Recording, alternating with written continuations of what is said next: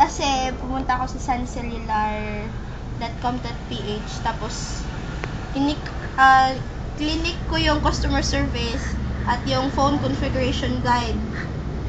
Tapos nilagay ko sa manufacturer yung Samsung, tapos handset model, wala naman yung model ng phone ko.